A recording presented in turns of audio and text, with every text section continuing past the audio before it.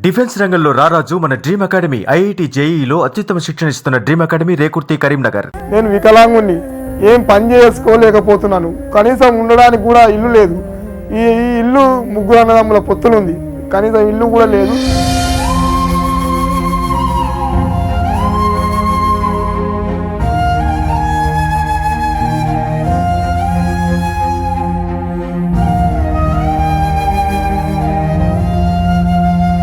నేను తెలంగాణ ఉద్యమంలో ఏబీవీపీలో చాలా కొట్లాడిన, చాలా రాష్ట్రాలు వదిలేసిన, దెబ్బలు తిన్న, గుంజుక పేరు పోలీసు వాళ్ళు అరెస్ట్ చేసి.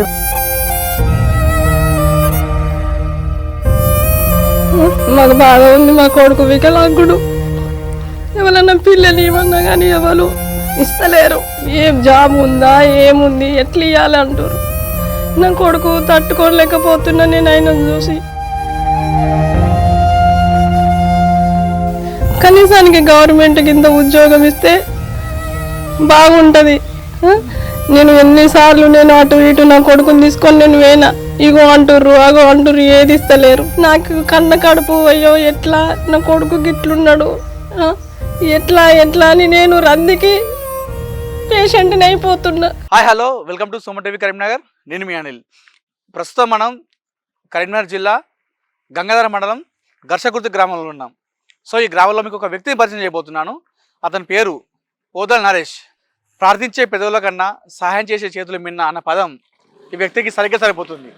ఈ మాట నేను ఎందుకు అన్నానంటే, తన అంగవైకల్యాన్ని పక్కన పెట్టి మరి నరేష్ ఎంతోమందికి ఆర్థిక సహాయం చేశాడు.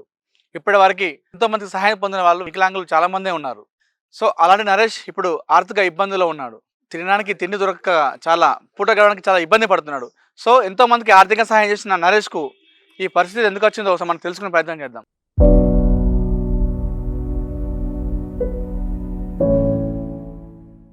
సో ప్రస్తుతం మన ముందు వదిల నరేష్ ఉన్నారు, వారితో మాట్లాడదాం. అన్న నమస్తే. నమస్కారం అండి. అన్న ఎట్లున్నారన్న? బాగానే ఉన్నాను. సో డీటెయిల్స్ వెళ్ళే ముందు అసలు మీరు పుట్టుకతోనే వికలాంగులు. సో అప్పటి నుంచే మీకు ఇబ్బంది ఉంది కదా, మీకు ఈ సహాయం చేయాలనే ఆలోచన ఎందుకు వచ్చింది అసలు? నాకు సహాయం అంటే నేను కూడా వికలాంగునే కదా, తోటి వికలాంగులు నా లెక్కనే ఉన్నారు కదా. వాళ్ళ బాధ నాకు, నేను ఎట్లా బాధపడుతున్నా వాళ్ళు కూడా అట్లా బాధపడుతున్నారు. నా దాంట్లో ఉన్న కొంత సోమతో నేను వాళ్ళకు సేవ చేస్తున్నాను. అంటే అంతే, మీరు వికలాంగులు ఉన్నారు కాబట్టి నా అలాంటి ఎంతమంది బాధపడుతున్నారు అనే ఉద్దేశంతోనే మీకు ఈ ఆలోచన వచ్చింది. సో ఓకే, అంటే నేను ఎందుకు అడిగాను ఈ ప్రశ్న అంటే, మామూలుగా ఆర్థికంగా వెనకాల ఉండి చేస్తే అది వేరే అనిపిస్తుంది. అంటే మీరు కూడా ఆర్థికంగా బాగా ఎక్కువ లేదు కదా, సో మీకు చేయాలని ఎందుకు వచ్చింది ఈ ఆలోచన? అట్లా ఆ విధంగా అడుగుతున్నా. ఇక చేయాలని ఎట్లా వచ్చిందంటే, ఒక మనిషి బాధపడుతుంటే నేను చూస్తూ ఊరుకోలేం కదా. నా దగ్గర ఉన్న సోమత్తోని నేను అట్లా సేవ కార్యక్రమాలు చేస్తున్నాను. ఓకే, అట్లా ఇప్పటివరకు ఎంతమంది చేశారన్న? ఇప్పటి వరకు 2016 నుండి ఇప్పటి వరకు అనేక రకాల సేవా కార్యక్రమాలు, కాళ్ళు లేని వాళ్ళకు, చేతులు లేని వాళ్ళకు, మతి సీమితం లేని వాళ్ళకు, కుంటి వాళ్ళకు, గుడ్డి వాళ్ళకు, మూగ వాళ్ళకు, చెవిటి వాళ్ళకు, రకరకాలుగా సేవా కార్యక్రమాలు ఇప్పటి వరకు ఈ రోజు వరకు చేస్తూనే ఉన్నాను. ఓకే, 2016 అంటే మీరు అప్పుడు ఏం చేస్తున్నారన్న? అప్పుడు ఇప్పుడు మీరు ఏం పని చేస్తారు? కూలి పని, క్యాటరింగ్ అయిన పని, సిమెంట్ పని, మేస్త్రి పని, ఇవన్నీ చేశారా మీరు? అన్ని పనులు చేసిన. సిమెంట్ పనికైనా, సెంటరింగ్ పనికైనా. మరి ఇబ్బంది కాలేదన్న మీకు? ఇబ్బంది అయితే అంటే పొట్ట తిప్పలకు ఏదో పని చేసుకొని బతకాలి కదా అట్లా. సో మీరు ఇబ్బంది పడకుండా పని చేసుకుంటూ వచ్చిన దానిలో కొంచెం ఇంట్లో చేసుకుంటూ మిగతా అంతా ఆర్థిక సహాయం. పెన్షన్ వస్తుంది మీకు? పెన్షన్ వస్తుంది. ఓకే, ఎంత వస్తుంది పెన్షన్? పెన్షన్ ఇప్పుడు 4016 వస్తుంది. ఓకే, అంటే ఎన్ని రోజులు తక్కువ వచ్చింది? ఇన్ని రోజులు 3016 ఉండే, 4016 అయింది.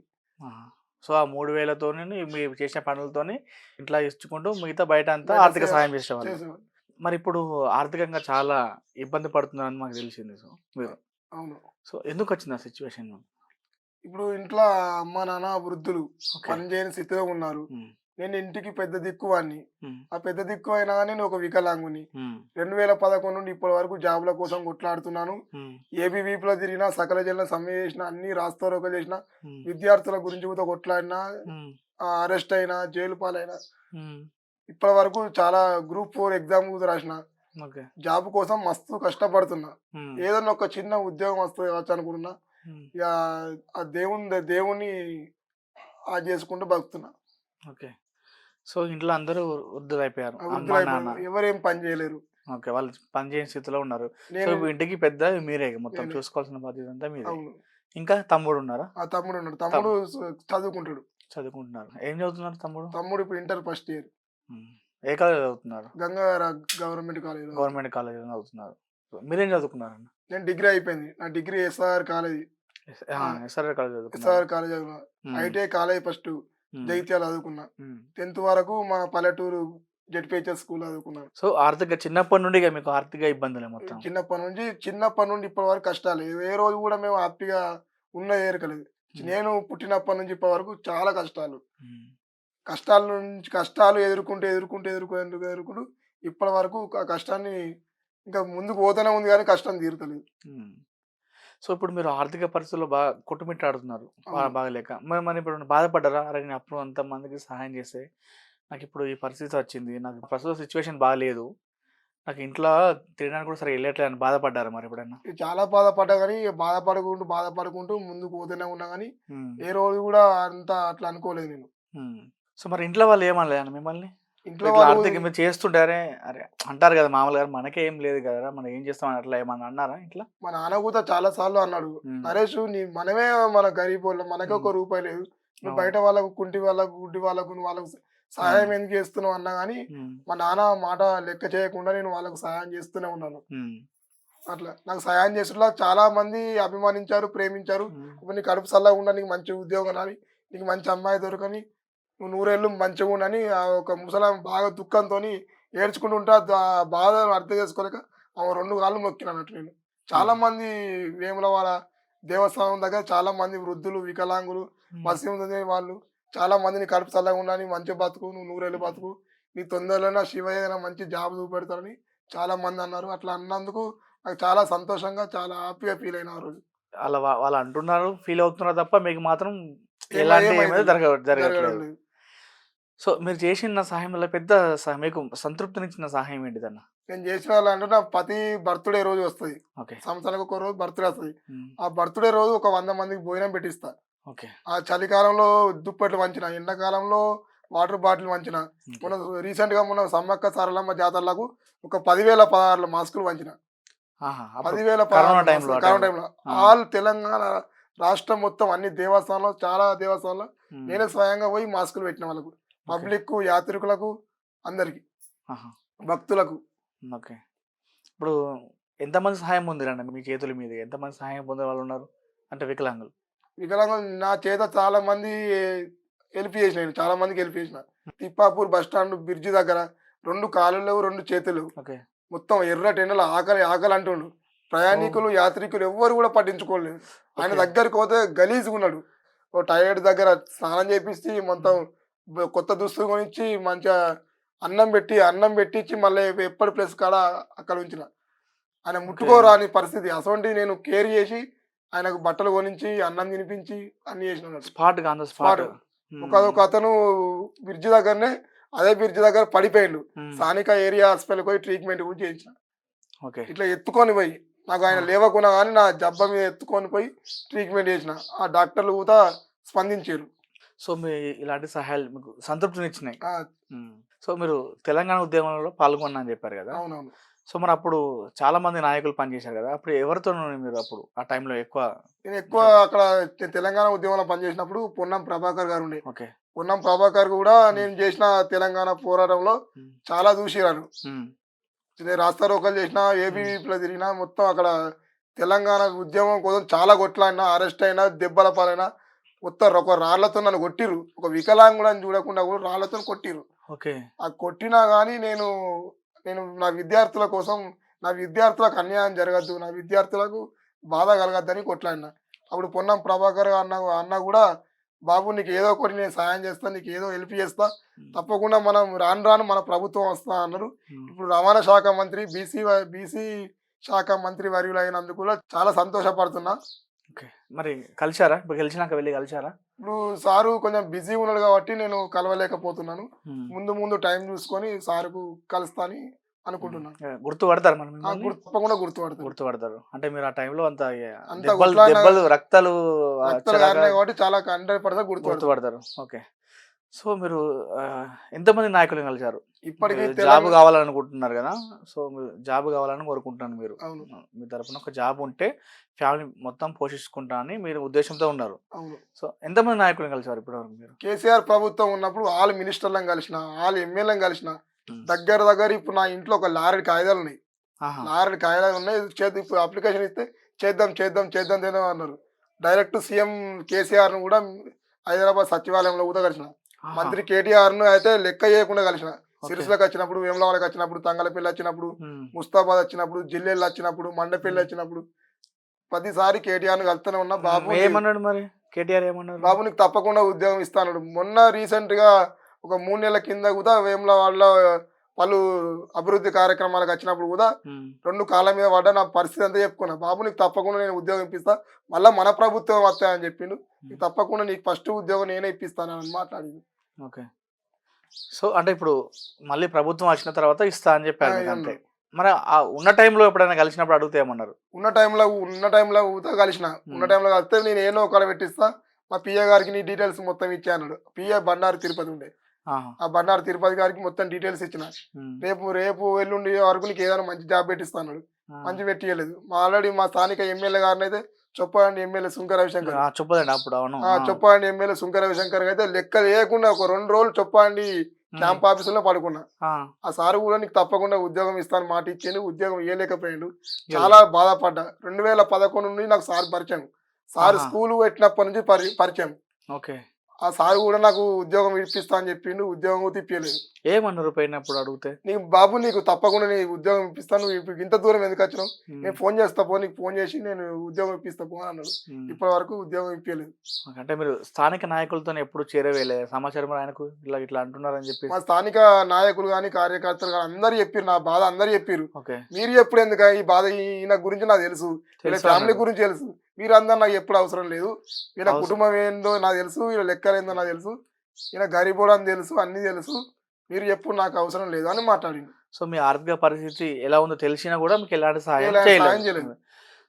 అంటే రవిశంకర్ అంటే 2014 గెలిచాడు కదా, అవును. అంత 14 బొడుగు శోభ మరి బొడుగ షాపు ఉన్నప్పుడు ఏమైంది అంటే, తమ్మి 3000 పింఛన్ వస్తుంది, 30 కిలోల బియ్యం వస్తుంది, కొంచెం కూర్చొని తినొచ్చు కదా తమ్మి, నీకు ఎందుకు నౌకరి అది అని మరి మొత్తం ఒక వికలాంగుని లెక్క చేయకుండా అయిపోయింది. బొడుగు శోభ బొడుగ షాపు ఒక వికలాంగుని కించపరిచింది, కించపరిచినట్టే మరి అది. కించపరిచినట్టు మాట్లాడింది. ఆల్రెడీ జేంటు కాలేజీలో నేను ఉద్యోగం కొరకు పోయినప్పుడు ఒక జేంటు కాలేజీ ఉమ్. ఒక 50 మందికి పెట్టించింది. ఇప్పుడు అదే 50 మందిలో నన్ను ఒక్కని పెట్టిస్తే నా ఇల్లు బంగారం. అవును, అంతే కదా. అంటే మీరు వికలాంగులు అయినప్పటికీ మీరు మామూలు చేయలేదు, మీరు తెలంగాణ ఉద్యమంలో కూడా పాల్గొన్నారు కదా. తెలంగాణ ఉద్యమంలో అవును, ఆ ఉద్దేశంతో అయినా కూడా వాళ్ళు కనికరించాల్సింది కొంచెం. తెలంగాణ ఉద్యమంలో ఒక వికలాంగుని పాల్గొని అంటే నేనే అలా కుమ్మరి అదే కరీంనగర్ అంటున్నా. నెంబర్ 1 టాప్ అంటే నేనే దెబ్బల పాలైనా, నేనే రాస్తారోకలు చేసిన. ఉమ్. రాళ్లతో కొడితే దుఃఖం వచ్చింది, కాళ్ళు మొత్తం వాపులైనాయి, ఉమ్. ఉన్న కాళ్ళే వంకర ఉన్నాయి. అవును. అప్పుడు ఇంత వాపులు అయినాయి. అప్పుడు పోలీసు వాళ్ళు కూడా పాపం అనలేదు, అంతా కొట్టిర్రు. ఓకే. సో పొడుగు శోభ పెన్షన్ వస్తుంది, 30 కిలోల బియ్యం 30 కిలోల బియ్యం వస్తుంది, నీకు పెన్షన్ వస్తుంది, నీకు ఎందుకు తమ్ముడు జాబ్ అని చెప్పింది. అవును. అట్లనే మీకు ఏమనిపించింది అన్న? చాలా దుఃఖం అన్నా, అసలు నేను బతకన్నా చనిపోవన్నా, అసలు నేను ఎందుకు బతికినా అనిపించింది. అంతా అయిపోయింది. చాలా సార్లు పోయినా గంగాగారిలో ఉండే అందుబాటులో. అవును, అవును. గంగాగారకు చాలా సార్లు పోయినా, ఉమ్. చాలా సార్లు పోయినా కానీ ఏం చేయలేదు. కార్యకర్త కూడా మాట్లాడారు, ఉమ్. మేడం ఈయన పాపం గరీబోడు, ఏదైనా ఉద్యోగం ఇచ్చి ఈ అబ్బాయికి ఏదైనా ఉద్యోగం ఇచ్చి వీళ్ళ కుటుంబాన్ని మనం ఆదుకున్న బాధ్యత మనదని మండల అధ్యక్షుడు కూడా మాట్లాడిండు. ఓకే. మండల అధ్యక్షుడు మాట్లాడినా కానీ కేర్ చేయకుండా అయిపోయింది. ఉమ్.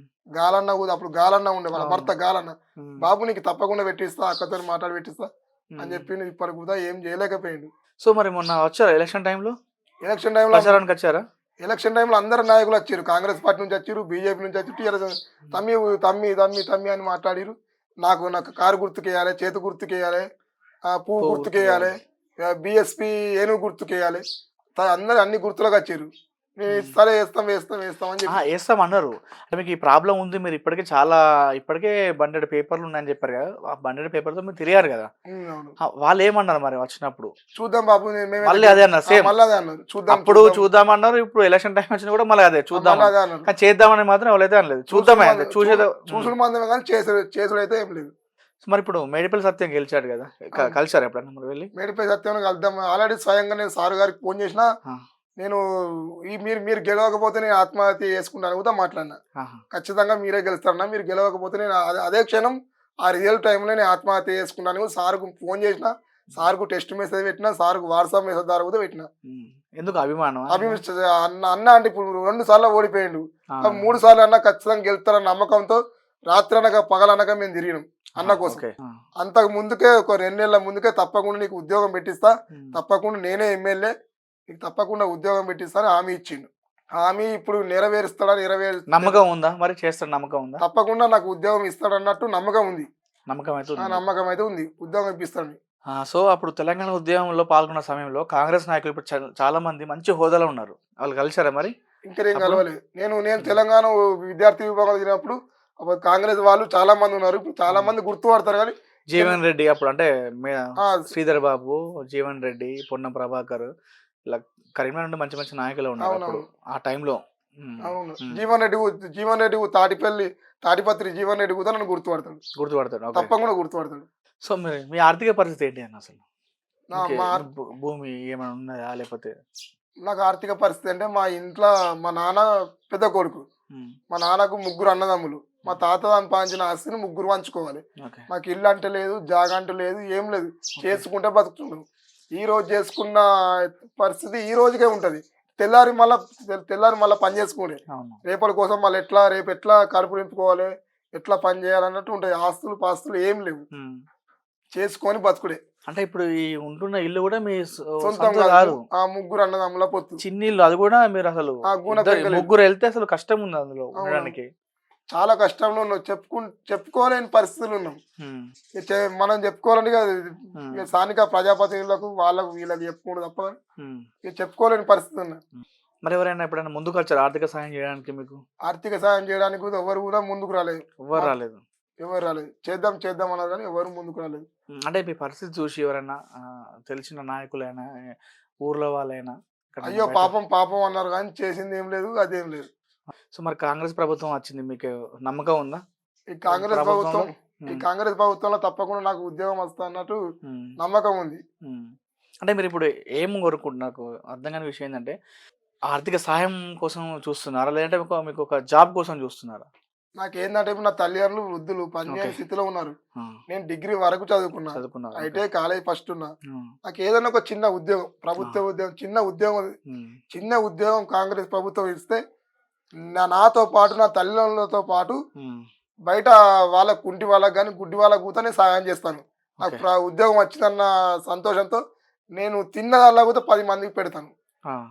సో మీకు ఒక జాబ్ వస్తే ఏంటంటే ఒక సెక్యూర్ ఉంటుంది, సెక్యూరిటీ పర్పస్ లో అమ్మ నాన్న అందరిని చూసుకుంటా. అవును. సో ఆర్థిక సాయం చేస్తే అది ఇప్పటికీ జాబ్ ఇస్తే జీవితాంతం నేను చనిపోయేంత వరకు గుర్తుంటది. అవును. నాకు ఏదైనా ఒక చిన్న ఉద్యోగం, పెద్ద ఉద్యోగం కాకుండా చిన్న ఉద్యోగం, అటెండర్ అయినా పర్వాలేదు. ఆ చిన్న ఉద్యోగం ఇస్తే నా ఫ్యామిలీతో పాటు నా కుటుంబాన్ని పోషించుకుంటూ ఇప్పుడు మ్యారేజ్ చేసుకుందామంటే ఉద్యోగం లేదని ఎవరు పిల్లనిస్తలేరు. సో మరి కరీంనగర్లో కలిసారా నాయకులని? బండి సంజయ్, గంగుల కమలాకర్ ఉన్నారు, అక్కడ కలిసారా మీరు? బండి సంజయ్ కూడా నా పేరు గుర్తు పడతాడు, అన్న దగ్గర నా నంబర్ సేవ్ చేసుకున్నాడు. గంగుల కమలాకర్ను కలిసిన, పొన్నం అనిల్ కుమార్ను కలిసిన, చల్లా హరిశంకర్ను కలిసిన, చాలా మందిని కలిసిన, మేయర్ సునీల్ రావును కలిసిన, సర్దార్ రవీందర్ సింగ్ ను కలిసిన. ఉమ్మడి కరీంనగర్ జిల్లాలో కాకుండా యావత్ తెలంగాణ స్టేట్ మొత్తం మంది ఎంపీలను, ఎమ్మెల్యేలను, అందరు ఎమ్మెల్సీలను, ఎమ్మెల్సీ కవితను అందరినీ కలిసిన. నన్ను గుర్తుపట్టని వాళ్ళు అంటే ఇవ్వలేరు, 1-2 తప్ప కానీ 99% వరకు నన్ను అందరు గుర్తుపడతారు. ఎందుకు గుర్తుపడతారు కాబట్టి నేను ఒక వికలాంగుని కాబట్టి. మొత్తం ఒక వేబీ వీపులో తిరిగినప్పుడు చాలా మంది అభిమానులు, నాయకర్తలు అప్పుడు అందరు నన్ను చూసారు కాబట్టి ఉద్యమంలో మళ్ళీ ఆర్థిక సహాయం చేస్తారు, సోషల్ మీడియాలో కూడా బాగా వైరల్ అయినా. అప్పుడు అందరు నన్ను గుర్తుపట్టాలంటే ఇవ్వలేరు. మీ బంధువుల నుండి ఎలాంటి రెస్పాన్స్ వస్తుంది? అంటే మీరు బంధువులు కానీ ఊర్లో వాళ్ళని, అరే ఇతని దగ్గరనే లేదు, డబ్బులు లేవు, ఇతను బయట అవసరమా సహాయం చేయడం అన్నట్టు వెటకారంగా మాట్లాడిన సందర్భాలు ఉన్నాయి ఎప్పుడన్నా? మా కొంతమంది వెటకారంగా మాట్లాడారు, కొంతమంది అయ్యో పాపం పిల్లగాని దగ్గర ఉన్నా కానీ పాపం 10 మందికి సాయం చేస్తారని కొంతమంది. ఒక 4 రకాలు మాట్లాడారు. అదే అంటున్నా, నలుగురు నాకు నీకు అవసరం, నీకే గతి లేదు, నువ్వు మళ్ళీ మందికి ఎందుకు పెడుతున్నావు, చెద్దర్లు పంచుతున్నావు, దుప్పట్లు వంచుతున్నావు, మాస్కులు వంచుతున్నావు, భోజనం పెట్టిస్తున్నావు, బట్టలు కొనిస్తున్నావు, ఎందుకు అవసరం? అదే పైసలు ఉంటే నీ ఇంట్లో ఒక పూట వెళ్తాయి కదా, ఒక రోజు వెళ్తాయి కదా చాలా మంది అన్నారు. వాళ్ళని లెక్క చేయకుండా నాకు ఉన్నదల్లా నేను తృప్తి వాళ్ళను ఒక ఎదుటివాడు బాధపడుతుంటే మనం కూర్చోలేక ఊరుకోలేక నేను ఉన్న వాళ్ళ పెడితే పాప ఆయన కూడా సంతోషిస్తాను అన్న కాన్సెప్ట్ తో చేస్తున్నా. పైసలు ఇస్తే అది కరెక్ట్ కాదు, మనం ఏదైనా వస్తువు ఇస్తే ఎప్పటికీ గుర్తుంటది. అట్లా తిండి పెడతా పని నీ బిడ్డ కడుపు చల్లకుండా అంటారు, పైసలు ఇస్తే తాగుతారు తింటారు. మన కడుపు నిండా భోజనం పెడతా పని బిడ్డ అని అది చేసుకుంటారు. సో నరేష్ గారు, ఫైనల్ గా మీకు ఏం కావాలి? ఫైనల్ గా ఏం కావాలంటే నేను బతకడానికి, నా కుటుంబం, నేను బతకడం కాకుండా నా కుటుంబాన్ని బతికించడానికి, నా తల్లిదండ్రులు వృద్ధులు కాబట్టి నా కుటుంబాన్ని కాబట్టి నేను బతకడానికి ఏదైనా ఒక ప్రభుత్వ ఉద్యోగం, చిన్న ఉద్యోగం ఇస్తే నాతో పాటు నా తల్లిదండ్రులతో పాటు ఇటు వికలాంగులకు, మతి సీమితం లేని వాళ్ళకు, కాళ్ళు లేని వాళ్ళకు కూడా నా ప్రాణం ఉన్నంత వరకు, నా ఊపిరి ఉన్నంత వరకు సేవా కార్యక్రమాలు చేస్తాను. నాకు ఏదైనా ఒక చిన్న ఉద్యోగం ఇవ్వని ఈ ప్రభుత్వం, కాంగ్రెస్ ప్రభుత్వం తరఫున 2 చేతులు జోడించి నమస్కారం చేస్తున్నాను. సో జాబ్ ఉంటే జాబ్ ఉంటే నా కుటుంబాన్ని పోషించుకుంటాను. సో నరేష్ గారు, మీరు ఎంతోమందికి ఆర్థిక సహాయం చేశారు, మీరు అంగవైకల్యాన్ని పక్కన పెట్టి మరి ఎంతోమందికి సహాయం చేశారు. సో మీకు ఖచ్చితంగా మంచి జరుగుతుందని మేము అనుకుంటున్నాం. So thank you. సో చూశారు కదా, ఈ వీడియో చూసిన ప్రభుత్వ యంత్రాంగమైనా సరే, అధికారులైనా సరే, ఓదెల నరేష్కి ప్రభుత్వం తరపున ఏదో ఒక జాబ్ కానీ ఇచ్చినట్టయితే తన కుటుంబంతో తను హ్యాపీగా ఉంటుందని చెప్తున్నారు. ఎందుకంటే తను ఎన్నో ఉద్యమాలు చేశా అని చెప్తున్నాడు, ఎంతోమందికి ఆర్థిక సహాయం చేశా అని చెప్తున్నారు. సో ప్రభుత్వం తరపున అతనికి ఏదో ఒక సహాయం అందితే తను కుటుంబంతో హ్యాపీగా ఉంటానని చెప్తున్నారు. సో అన్న, థ్యాంక్ యూ, ధన్యవాదాలు.